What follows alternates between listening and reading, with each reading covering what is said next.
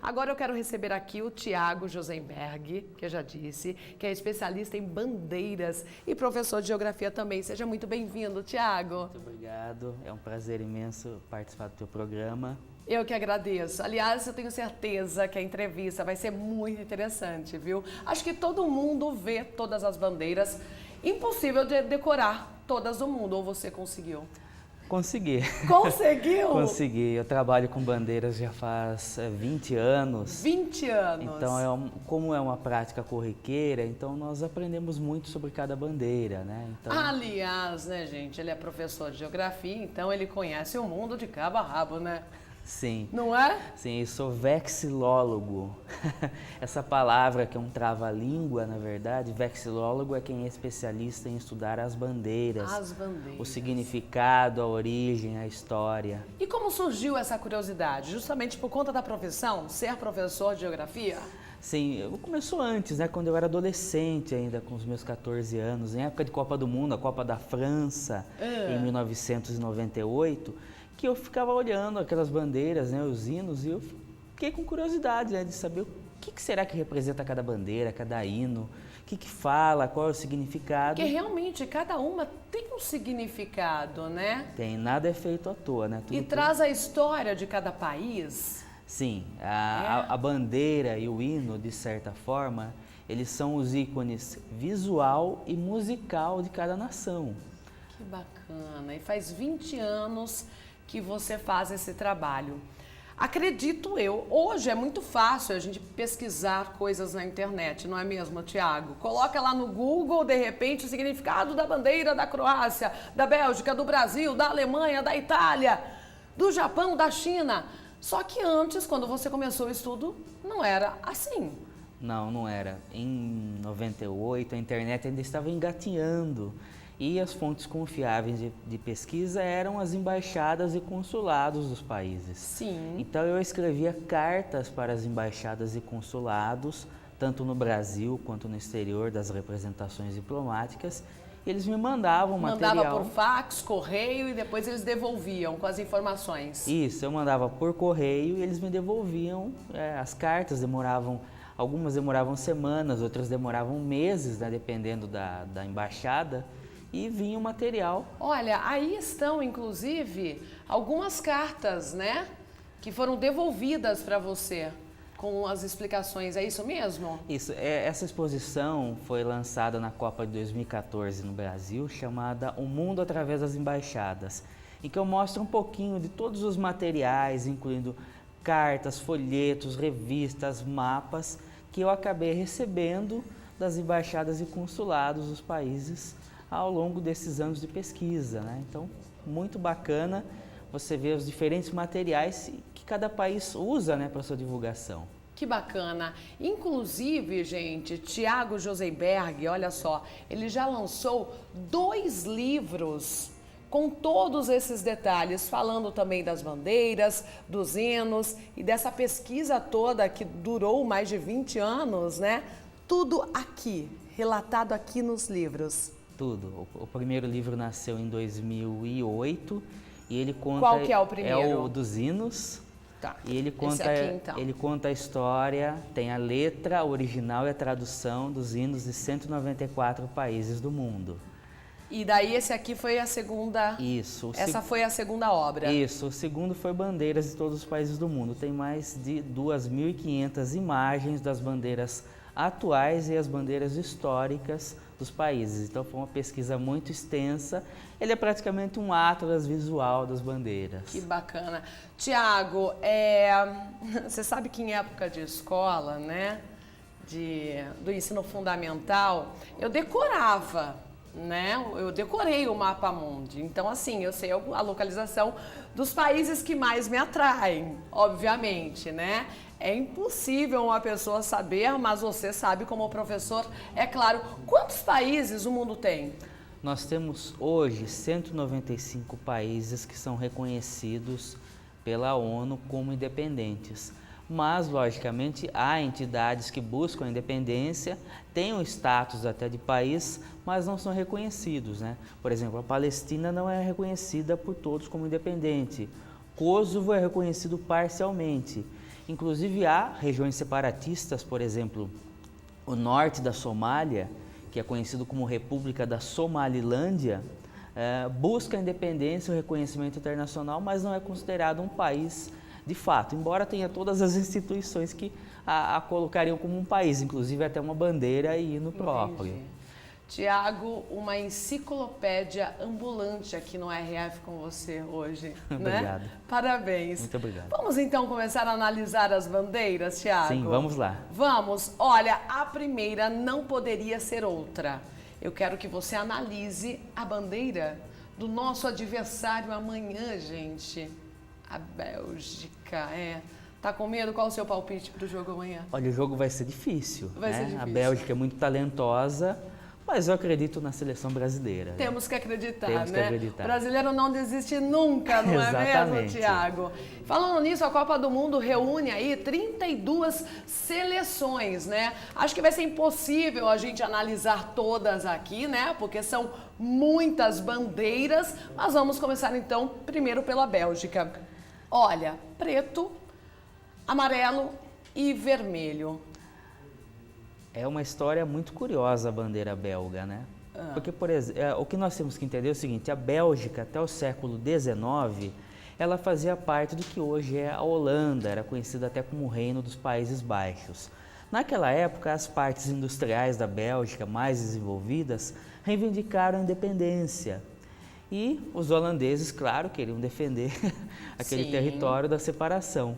Então, o que aconteceu? Fizeram uma primeira bandeira e usaram as cores de duas regiões que são comuns na Bélgica.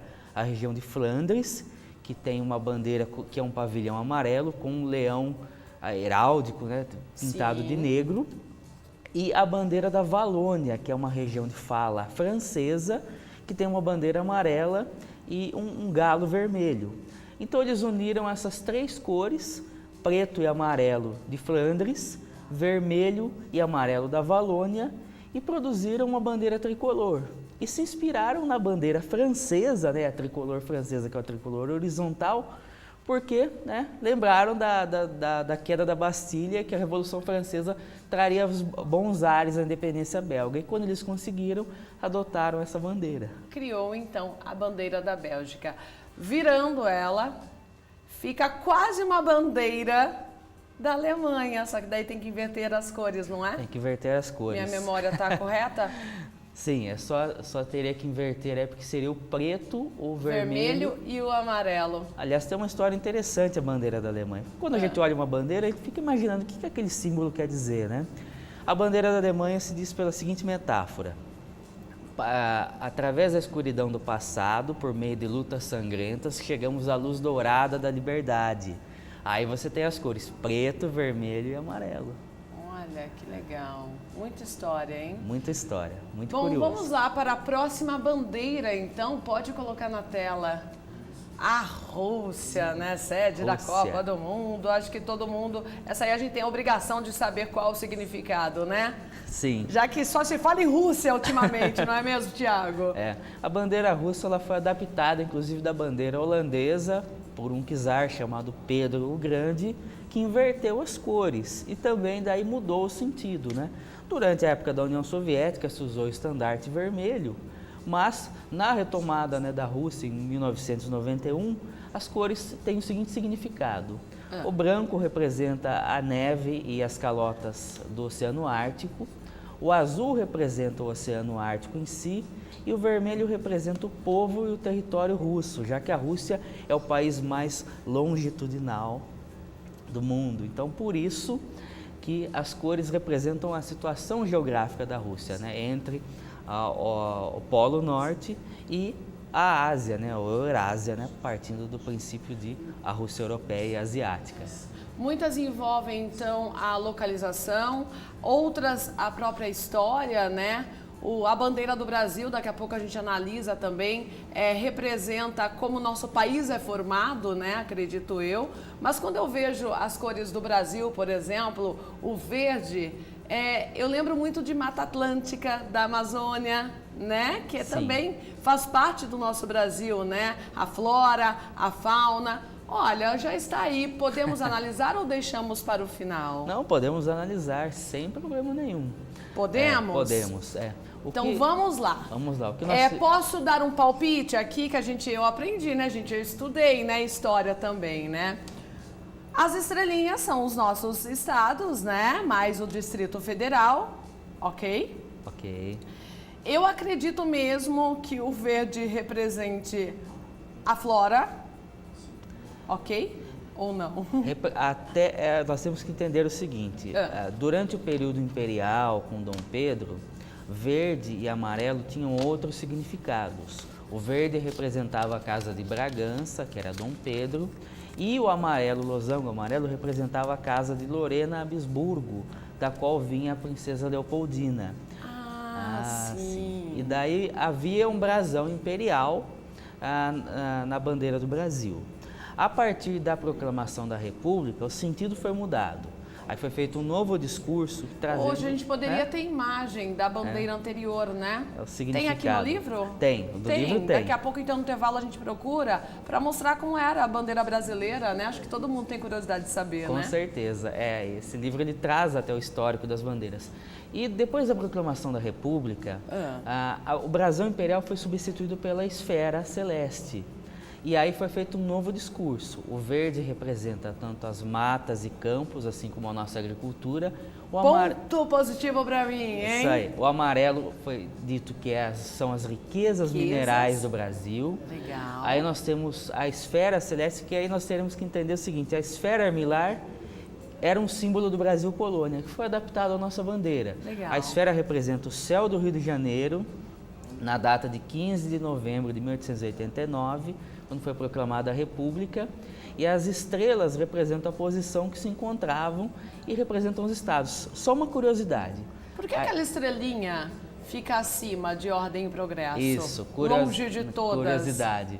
A solitária, né? Ela não representa o Distrito Federal, como é dito. A estrela que representa o Distrito Federal é uma pequenininha aqui embaixo, chamada... Tiago, posso falar? Eu aprendi na escola que aquela isolada lá, né, é o Distrito Federal. Não, na verdade não é, porque aquela estrela que se chama Espica, da constelação de Virgem, representa o estado do Pará, porque a faixa ordem e progresso é o equador celeste. O equador geográfico ele é retinho, o equador celeste ele é curvado. Entendi. Então representa o céu, né? E as constelações mostram, por exemplo, o que era o Pará? Porque o Pará, naquela época não existia o Amapá, representavam todas as terras que estavam no hemisfério norte. Sim. Né? E a faixa ordem e progresso, ela também mostra um recurso interessantíssimo na nossa bandeira, porque não é um círculo, é uma esfera, por isso que a faixa curvada dá uma impressão em 3D, né? É como se fosse um recurso em 3D para mostrar que não é um círculo, sim uma esfera, tem um volume, né? E a bandeira do Brasil, ela é única, é lógico, não somos brasileiros, né? Mas eu acho que o Brasil, o mundo todo conhece o Brasil só em ver as cores, né? Sim, a nossa combinação de cores, as nossas formas chama atenção, são únicas, né? Nós mostramos as outras bandeiras aqui da Rússia, começamos analisando da Bélgica, né? Até citamos aqui da Alemanha, que tem as cores parecidas. São bandeiras simples, né, Tiago? Sim. São bandeiras com faixas de cores, lógico, tem um significado, mas a nossa, gente, a nossa bandeira é linda. Olha aí, como era antes. Isso, tem as imagens aí. A primeira bandeira superior, né, ela mostra a bandeira do Brasil Reino ainda. Foi uma bandeira que durou pouco tempo, 3 meses, da época da independência até 1º de dezembro. E daí é o brasão. Isso, é o brasão real.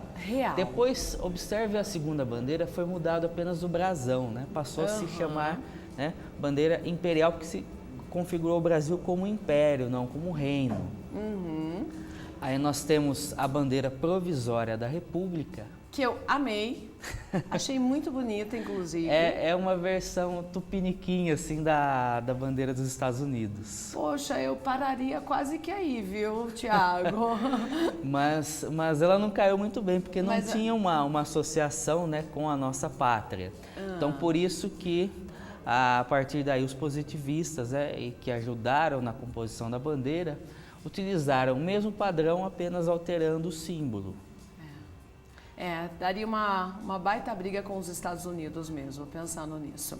Bom, e ainda falando sobre analisando as bandeiras, Tiago, lógico que você não faz esse estudo, mas a Rede Família no site, né? Você já visitou o site da Rede Família? www.redefamilia.com.br.